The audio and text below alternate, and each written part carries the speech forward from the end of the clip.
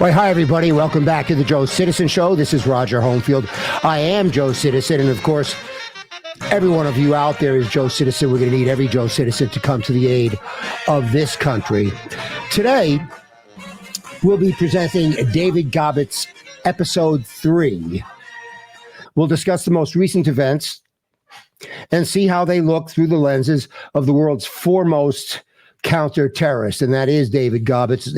He served 15 years as the top security clearance special agent, in the U.S. Air Force's elite Office of Special Investigations. This is his 45th year in counter-terrorism. 15 years ago, he wrote Where Did She Go?, the book Muslim Mafia. Now, the thing about the book is that he tried to warn us about exactly what's happening now. Dave Gaubatz, welcome back to the Joe Citizen Show. Thank you so much, Roger. Dave, before we get started, what I want to do is right out of your book, these are five phases of their plan. Phase one is the establishment of an elite Muslim leadership. What does that mean? That means they are going to, not only in America, but worldwide, showcase certain Islamic scholars. For instance, here in America, you had JIHAD Shakir, Siraj Wahaj, the leadership within CARE, various Islamic leaders who are going to be coming forward to establish the different institutions. All right, so phase one was simply getting to know you, right? Yeah, so this phase one is actually the upbringing of the Islamic scholars versus introducing organizations. It's individual people, is first phase. Getting the Muslim community to feel comfortable with the Islamic scholars themselves. That was the intent of phase one, to get all Muslims to go back into the mosque and to start listening to the Islamic leaders. Phase two, creation of Islamic institutions the leadership can control. Yeah, you have phase one where you're getting individual leaders. Phase two is where these leaders are then forming institutions, not only just in America, but across the world, such as in America, you got CARE, ISNA, MANA, MSA, and a dozen other acronyms. First, they wanted the Muslim people to be comfortable with the certain Islamic scholars, and then these scholars would start forming institutions such as CARE. And in phase two, would that be the big import of mosques and people from Muslim countries? Yeah, that would be a huge part of phase two, is getting the people in here to join these organizations that are developed. So phase one are actually the people themselves, the Islamic scholars. Phase two starts with the institutions such as CARE, ISNA, and the others. And then, of course, that includes bringing Muslims from across the world into America. I'm referring to America right now and not necessarily other groups in other countries. Okay, phase three. Now this should start to sound more and more familiar, folks. Infiltration and Islamization of America's political, social, economic, and educational systems, forming a shadow state within the state, escalation of religious conversions to Islam, manipulations of mass media, and sanitation of language offensive to Islam. I must interrupt my star guest because that just really... as far as the sanitization of language offensive to Islam. Folks, do you realize that in Islam and Sharia law, it's illegal to criticize Islam? It doesn't matter if it's true or not. So when they accuse David or myself of being Islamophobes, etc., and that we are conducting hate speech to them is anything that's critical of them. It doesn't matter if it's true or not. Okay, I'm sorry, David. Go ahead, please. No, you're exactly right, Roger. Phase three, I think, is one of the most important phases. And in 2009, when the book Muslim Mafia came out, that was what we were trying to warn about. That was a phase where you had Islamic organizations that were heavily getting into our media. They were getting into Hollywood. They were getting into state, city, and federal organizations and parts of our government as high up as into the White House. That's what we were warning about in 2009, that these organizations like CARE, for instance, were placing people in our senators' offices, in our congressmen's offices, in order to obtain information and develop their plans to go to phase 4. And of course, the Biden-Obama administration was gleefully installing Muslims into positions of power and bragging about it like this was a wonderful thing. In other words, it was an inclusionary thing. But what they were doing, I still can't take it. I really can't. I don't know how much I can really take of this, David. The insanity of it all.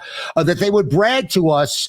Biden's on tape bragging that I'm going to make America look like America. I'm going to put a Muslim into every level of God. I'm going to put a Muslim in every position of everything. And they're bragging to us that they are installing devout Muslims into the Department of Homeland Security, for example. What a devout Muslim. David, pick it up from there. Why wouldn't you want a devout Muslim to be appointed to Homeland Security or any other position for that matter? Because using the term devout Muslim means, pure Muslim, means that they have one ultimate goal. That is an Islamic Ummah, Caliphate, nation, whatever you want to refer to it as, worldwide under strict Sharia law. They want to eliminate all other governments, to include the government of the United States, and their ultimate goal again is to form an Islamic nation worldwide, to include America. I guess that's why they're smiling so well for their pictures. Could you imagine what idiots they must think we are as they're being lauded as, examples of how wonderful we are. And meanwhile, they're going, you dummy, you appointed me. I didn't have to infiltrate. I didn't have to spy. I didn't have to. You made it really easy for me. You opened the door and you gave me a red carpet. Yeah, and I think those are great points. And what we were trying to say in 2009 is not necessarily were they appointing senior leaders within our government, but they were infiltrating certain offices. You know, who runs an office in any corporation? It's normally the administrators, the secretaries, the people who pick up the phones when someone calls. And that's what CARE and these other organizations were doing, putting low-level people inside a congressman's office so they can be the one who picks up the phone when you or I or any other citizen calls the congressman and says, hey, I want to complain about this Islamic institution here or there. These people can have two choices. They can go ahead and forward it to the congressman, or they can just stuff it into the trash can and hang up on you, which is what they were doing. And we had records of them doing exactly that. An administrative assistant is the one who truly runs any office, and that's what they were doing in phase 3. There's 5 phases. Phase 4, this should sound familiar. Openly hostile public confrontation. Our policies, including rioting and militant demands for special rights and accommodations for Muslims. And we're going to get into current events, but obviously the obvious one is what just happened in Washington, D.C., which is what they did in response to Netanyahu speaking at the joint session of Congress. David. Yeah. Phase 4 is only recent that this has really happened. In phase 1, 2, and 3 is where these organizations, Islamic scholars, were going about trying to instill their policies and demand rights, but they were doing it more so in a peaceful manner, more as politicians would try to do. They were trying to slip things in. Now, phase 4 is where they no longer care about your feelings, your neighbors' feelings, Christian leaders and Jewish leaders. They are now demanding these things very hostile, in a very hostile manner, and to include riots. The stuff that's going on across America is by Islamic scholars demanding that their worshipers at all levels go out and commit various acts of violence, riots, and it's going to get even worse. We have to understand that America is a world leader. And when they can come into America and do the things that they're doing, they can do it anywhere else in the world that they want to. They're doing it in France, Germany, and I would say they have a big influence on what's happening at our Olympics right now in Paris. They are targeting America because America is the strongest. If they can turn us over, if they can make our politicians start abiding by their demands, they can do it anywhere in the world. Okay, so phase 4 we're seeing right now. Phase 5, final conflict and overthrow, jihad. David, please tell us phase 5, when, how long, and then we'll go on from there. Well, I would say we went from phase 3 to phase 4 in 10 years. Right now we're in phase 4, no doubt. They feel powerful. They feel strong. They are not afraid to come out and be vocal or to be hostile. Phase 5 could come about with any type of world event that ignites the fire. Something within Israel and Hezbollah or Hamas, almost anything like that could strike, light that fire, and phase 5 would happen where they go all out. That is when they feel they are the most powerful, that they have no obstacles in their way, that they can complete their objective. I still think that's probably a couple years down the road, but anything can ignite that. And the more we, quote, submit, the faster it will occur. So the more you try to accommodate them, thinking you're a nice guy, you're not being a nice guy. You're being a dhimmi, and an inch becomes a yard, et cetera, et cetera. They do not want to assimilate inside of America. These organizations and scholars, there's no such thing as assimilating in France, Germany, America, or England, wherever it may be. They want accommodation so that they can fulfill their goal of starting to establish an Islamic nation. The Olympics. To me, it was Christian bashing, and I would say to you, what if the Olympic Committee what if they decided to have a show where Muhammad was dancing the Macarena? And that's what's so bizarre, because this is in France. They're going to be the first ones to be swallowed up by Islam. And so what do? They come out and they slam Christianity to speed up their own demise. It's really kind of sick. Now, folks, let me just remind you of a few things. In France, Charlie Hebdo was in France, and that's where they were doing cartoons. They were doing satirical cartoons on Islam. And what happened was, well, the Islamists decided they didn't like that. So they gave the newspaper people a visit at Charlie Hebdo, and they slaughtered them. Yes. That's what they did. And you know what happened after that, folks? We're about the same time period, because during the time of my show. Remember South Park, David? The big, the cartoon show? Well, they had a scene in there that they had to change because it was going to piss off the Islamists. Now, and I want to tell you about Marley Norris too, but in case I don't want to branch out and forget what I'm trying to tell you, because the main point of what I'm trying to tell you is that under your very nose, without you even realizing it, you've already lost some of your freedoms. You've already lost your liberties to Islam. They've already getting special treatment, and you don't even realize. That's how swift they are about it. Marley Norris, she worked at some paper in the Northeast, Seattle or something. She came up with this thing called Dra Muhammad Day. She's just an innocent girl. She thought it would be cute. Well, it wasn't cute because they were going to kill her. And do you think she didn't get any protection from the FBI and this and that? The poor thing had to run for the hills or get killed.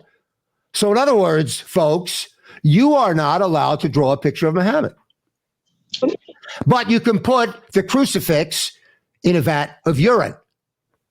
Yes, and have you heard Biden or Harris or any other politician standing up for Christianity about what's happening in France at the Olympics?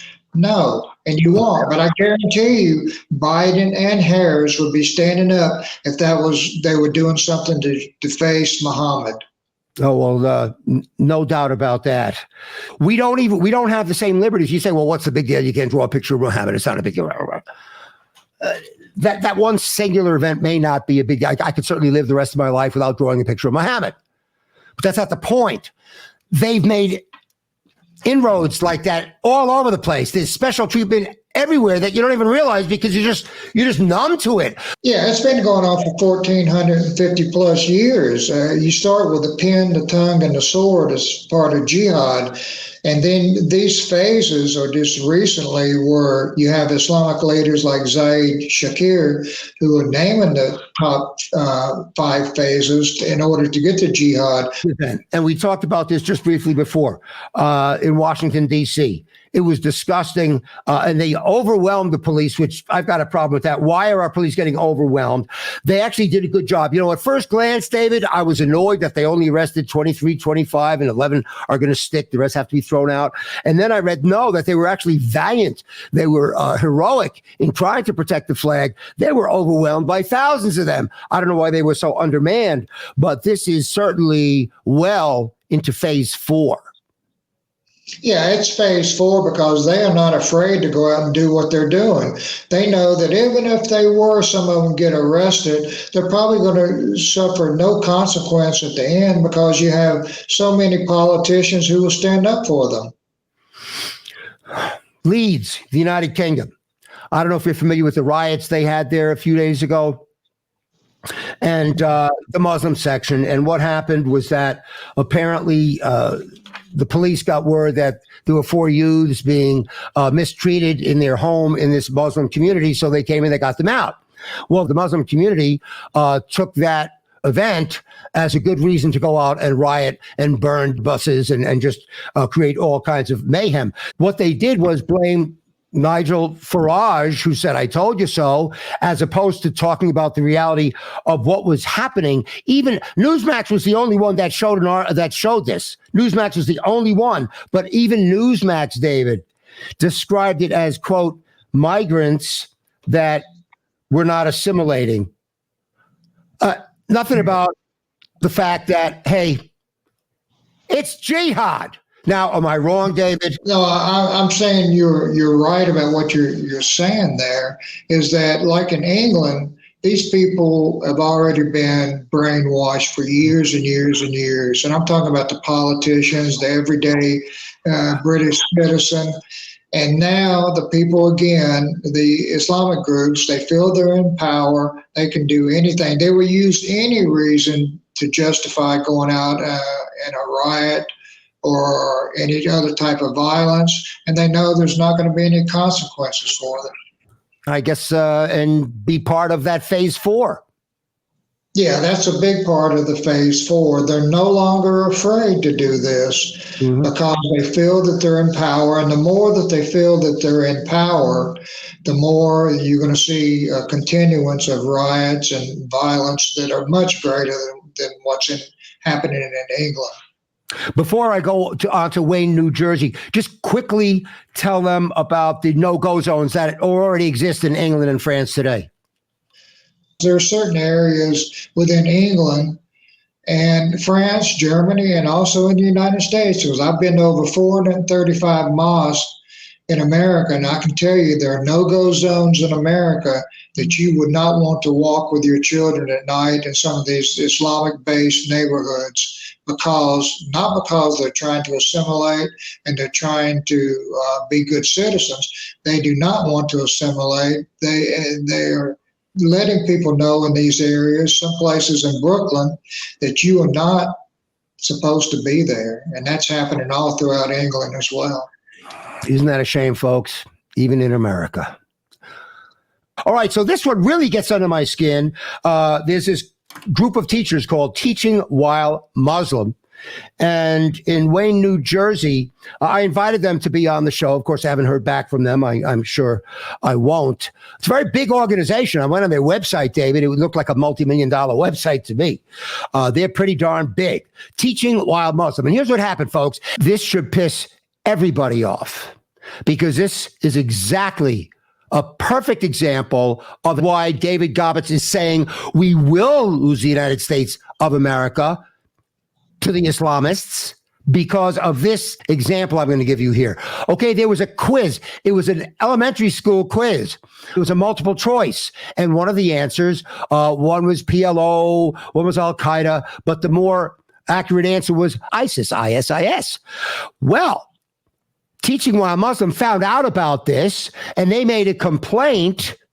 And the superintendent of schools, instead of telling this group Teaching While Muslim to pound sand, he did just the opposite. He got on his knees. He submitted. He became a dhimmi, and he apologized. He not only apologized, but he then said that he was going to go after the source of the question, the company that had software that the question was on. In other words, the superintendent of schools now basically is going to tell him, don't have any more questions about Islamic terror. And as far as how long it took to go from phase 3 to phase 4, and how long it'll take to get from phase 4 to phase 5, with crap like this, it'll come pretty quickly. Well, what you saw in New Jersey, this also upset me when I read about this, is that not only the superintendent stood up for the Islamic groups, probably 500 people in their group. They may have 10,000 to 20,000 Muslim children in New Jersey, but you probably have 500,000 Christians and Jews. So instead of standing up for the Christian and Jewish children, he decided to stand up for a handful of Muslims, only because they feel strong. They are in power right now, and they know that they can get away with anything. This group would have sued the superintendent, got his job, and probably got half the teachers who ever gave that quiz. The Muslim teachers would have got their jobs as well, and no one would have stood up for them. All right, Dave, I've got one more to throw at you for today. Council of American Islamic Relations. That's who you wrote this book about. You did the sting operation. Your own son, I imagine I can say that, along with a team, went undercover into the Washington, D.C. headquarters of CARE. And they just came out not long ago after the October 7th slaughter. And they said they're okay with that. Yes. They're in support of what Hamas did to the Jews on October 7th. And David, how many offices do they have set up in the United States of America mainland?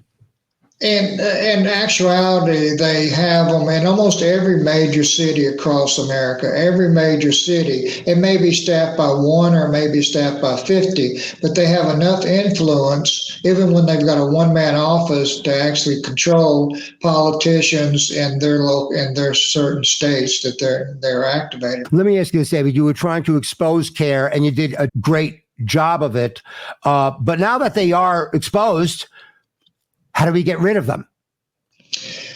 We had enough evidence in 2009 to get rid of them legally through the Department of Justice. There was enough evidence that their top leaders could have been subject to criminal penalties, and at the very least, the organization dissolved.